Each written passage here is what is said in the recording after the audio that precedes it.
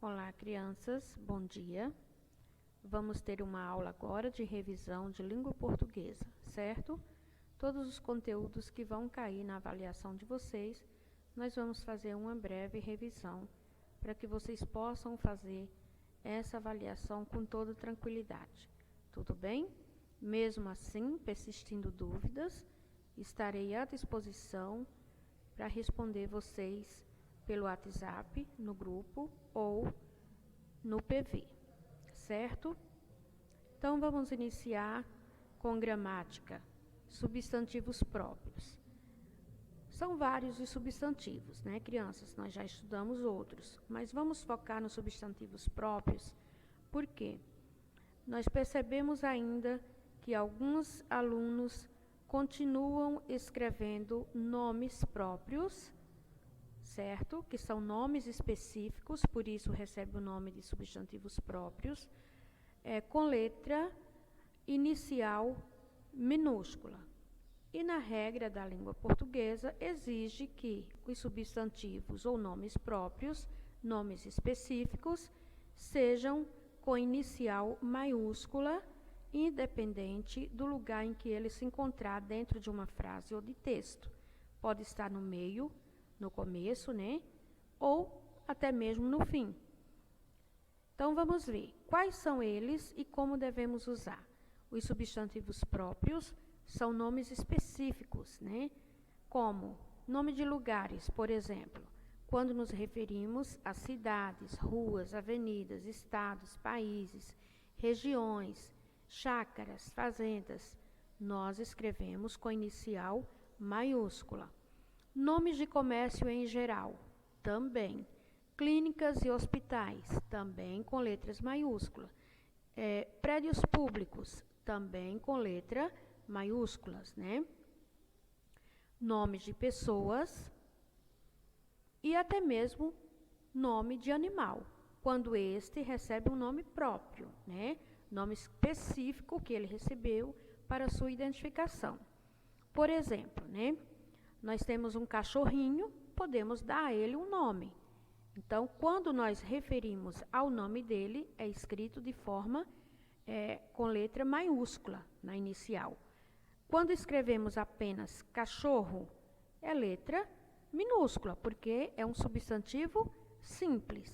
Mas quando nós falamos, é um substantivo comum, desculpem. Mas quando falamos o nome do cachorrinho, aí passa a ser próprio, exige então que seja com letra maiúscula. Como usá-los? Os substantivos próprios escrevemos somente com inicial maiúscula, independente do lugar no texto, começo, meio ou fim. Eu trouxe deixei aqui alguns exemplos, né? De lugares como cidade, Campo Novo do Parecis, tudo letra maiúscula. Muitos de vocês persistem em escrever com letra minúscula. Pela regra da língua portuguesa, é considerado errado. Portanto, a prof, na avaliação, infelizmente, se escrever com letra minúscula, vai ser errado a questão. Então, fiquem atentos. Nome de chácaras. Aí eu dei exemplo de uma aqui, né? Chácara Dona Benta. Seja qualquer chácara, o nome é com letra maiúscula. Farmácia Parecis, Loja Helder, Supermercado Real, Clínica Doion, Laboratório Unilab, Cuiabá, Brasil, Hospital São Francisco, Fazenda Ouro Verde, Rua Gaivota, Avenida Minas Gerais. ESME, Secretaria Municipal de Educação, é um prédio público. Praça Odenir Hortolã, também é público. Caixa Econômica Federal, Banco do Brasil, Sicredi, é uma cooperativa. Totó é o nome de um cachorrinho de estimação. Mimi, nome de uma gatinha de estimação. Peludo, nome do coelhinho de estimação.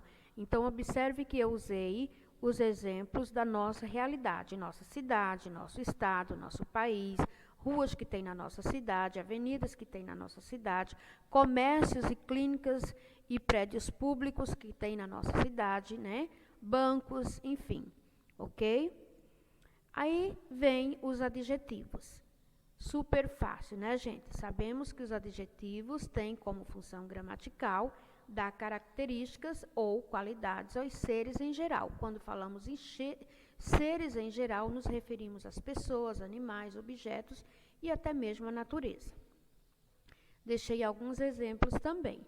Ontem o clima estava maravilhoso. As flores do vaso estão muito cheirosas. A vovó é muito divertida.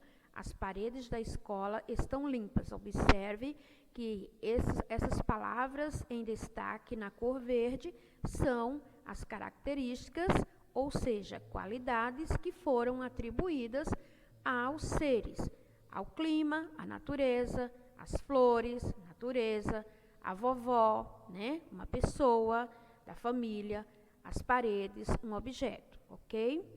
Vem os pronomes pessoais. Nós temos os pessoais do caso reto, que são esses que vamos usar nesse momento, e tem casos oblíquos e vários outros pronomes, mas vamos focar nos pronomes pessoais.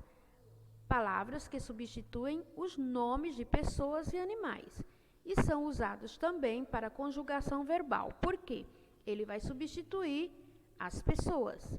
Exemplo: eu, tu ou você, ele, ela, nós, vós ou vocês, eles ou elas. Deixei alguns exemplos dentro de frases, certo? Eu brinco com bonecas todos os dias. Quem é o pronome pessoal aí? Eu. Sou uma pessoa, por isso fala pronome pessoal. Ela gosta de macarronada. Quem é o pronome pessoal? Ela está se referindo à pessoa que gosta da macarronada. Nós viajamos para Paris. Quem viajou? Nós, as pessoas que viajaram. E usamos também em conjugação. Aí eu deixei o exemplo, né, com uma conjugação de um verbo de segunda conjugação, com a terminação er, né? Faz parte da segunda conjugação. Então, eu dei o exemplo do verbo correr. Então, em todas as pessoas, eu, tu, ele, nós, vós, eles. Vamos lá?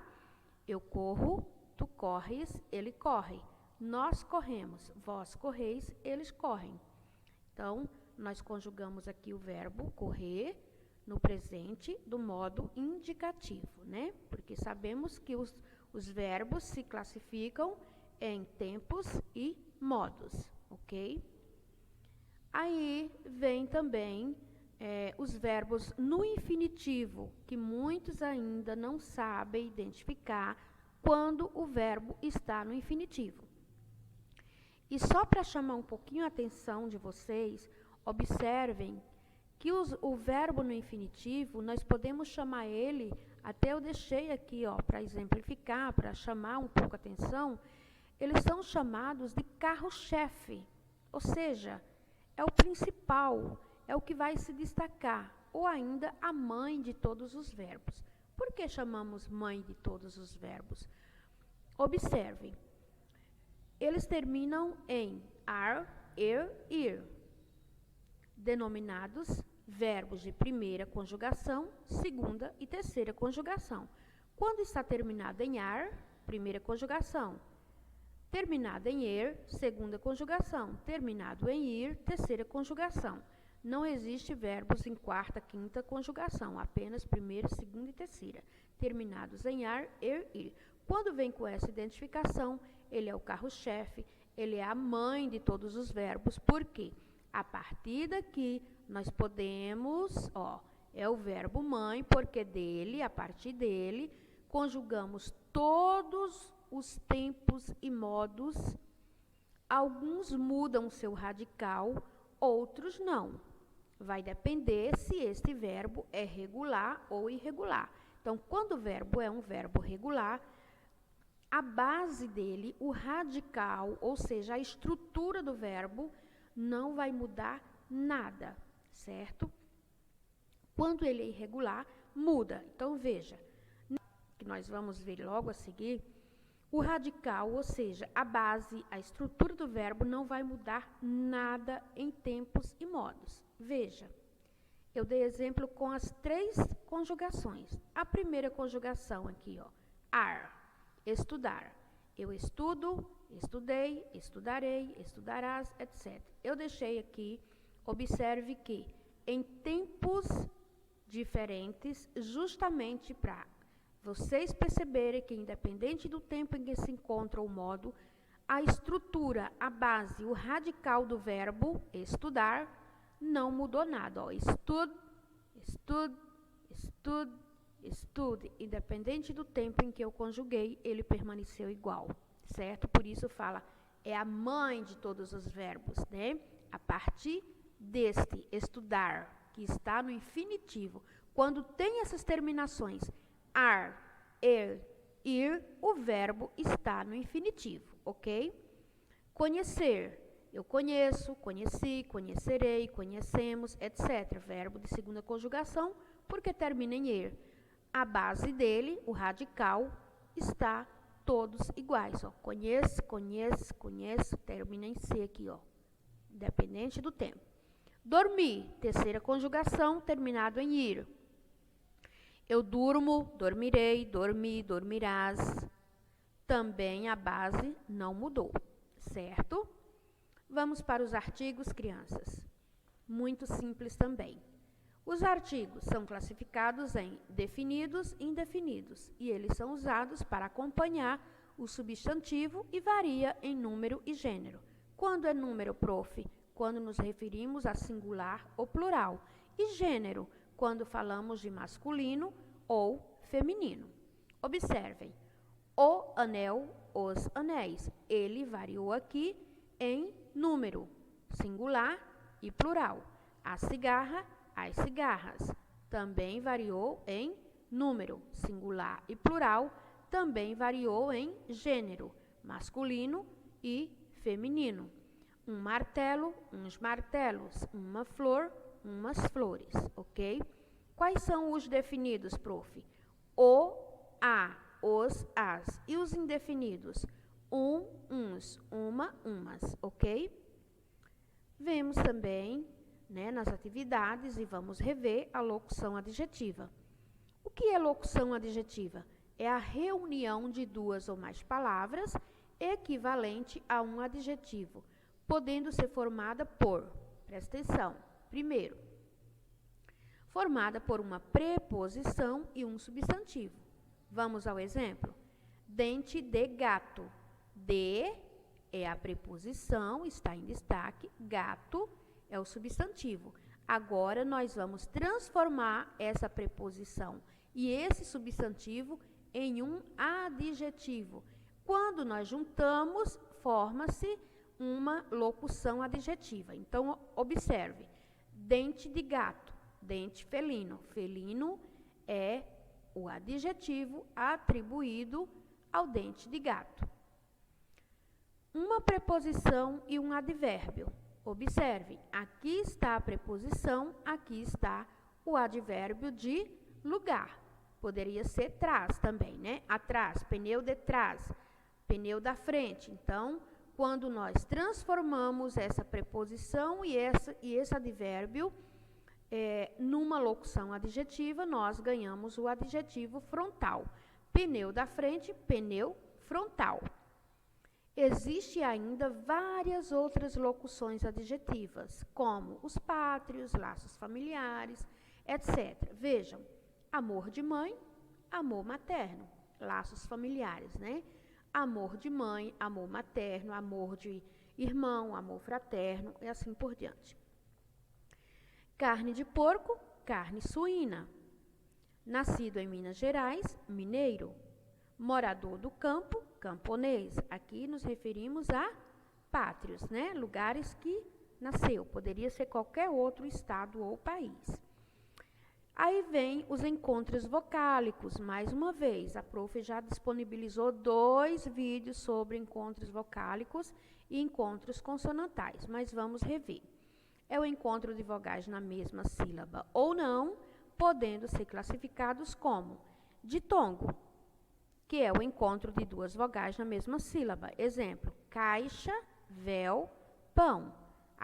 As vogais não se separaram. Hiato, que é o encontro de vogais em sílabas diferentes. Exemplo, saída, moeda, conduíte. Observe que as vogais se separaram em sílabas diferentes. Aí vem o tritongo, que é o encontro de 3 vogais e semivogais na mesma sílaba. Observem. Por que vogais e semivogais? Novamente, porque a vogal tem o som mais forte, então tem maior valor sonoro. E a semivogal tem menos valor sonoro, portanto, chama-se semi. Uruguai, a vogal em destaque, A, portanto, ela é vogal, assume a posição de vogal. E as outras bilaterais, né, U, I, são semivogais, porque apareceram o som dela sonoro, com menos valor, iguais, da mesma forma. Os encontros consonantais é o encontro de consoantes na mesma sílaba ou não, podendo ser classificados como ECP e ECI. Por quê, prof? Porque o ECP é o encontro consonantal perfeito. Isso quando as consoantes ficam na mesma sílaba. Exemplo, flanela, pedra, grade, frustração, flores, etc. Observe que em todas as palavras, as duas consoantes permaneceram na mesma sílaba quando elas vão ser trabalhadas em separação silábicas. As consoantes permanecem na mesma sílaba, ECP. ECI, o encontro consonantal imperfeito. As consoantes ficam em sílabas distintas, ou seja, sílabas diferentes. Observem. Castelo, ritmo, colapso, helicóptero, etc. Observe que as consoantes se separaram em sílabas diferentes. Portanto, é um encontro consonantal imperfeito. Vem os dígrafos, ok? Nós vimos também. O que é dígrafos? Lembrando que é o encontro de consoantes na mesma sílaba ou não, representados por um único som, podendo ser classificados como dígrafos orais ou dígrafos nasais. Quais são os orais? Aqueles que têm som aberto. O CH, por exemplo, tem o som de X, LH, NH, RR, SS, SC e S com cedilha. Quando escrevemos, nós percebemos apenas um som, como se fosse uma letra. Os orais, né? Os nasais têm o som com o som, tipo quando você fecha o nariz e fala uma palavra, ele sai com um som, com eco diferente, né? Um som nasal pelo nariz. Exemplos. An com N-O-M, on com N-O-M, com N-O-M, on, com tio. Vejam, exemplos dentro das palavras. Ambulância tem 2 dígrafos nasais, com M e com N, e ainda acentuado. Charuto é um oral, som de X, CH. Vassoura, 2S, como se fosse um C cedilha. Cigarro, como se fosse nascente, SC, você não aparece o som separado das letras, diferente, apenas de como se fosse SS, nascente, ninhada, milho, ombro, nasal, oncologia, nasal, anta, nasal, umbigo, nasal, anão, anã, nasal. Então, aqui nós temos exemplos orais e nasais. Vem as ortografias, né? Que a prof está continuamente batendo na tecla e vocês, muitos, continuam errando. Só podemos escrever antes de P e B, M, tá? É uma regra da língua portuguesa. Nas demais consoantes, seja ela qual for, podemos escrever N, mas antes de P e B é regra, é M, ok? Sabemos que na língua portuguesa, antes das palavras com P ou B, escrevemos somente M. Deixei exemplos. Bambu, ampola, bombom, pombo. Observe que antes de B, antes de P, estão M. Tambor, M. Antes das demais, podemos escrever N, qualquer outra consoante. Aí vem o som, o X com som de SS ou C cedilha, né? É o caso de anorexia, máximo, agrotóxico. Então, nós não falamos o som do X, falamos o som de SS ou C com cedilha.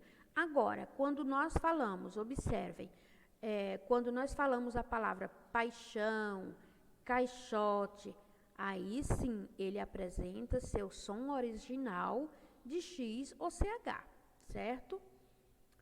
Pessoal, espero que vocês tenham compreendido, tenham todos uma excelente, é o que eu desejo, aprendizagem, né? Um aprendizado melhor. Dúvidas, me procurem e um grande abraço.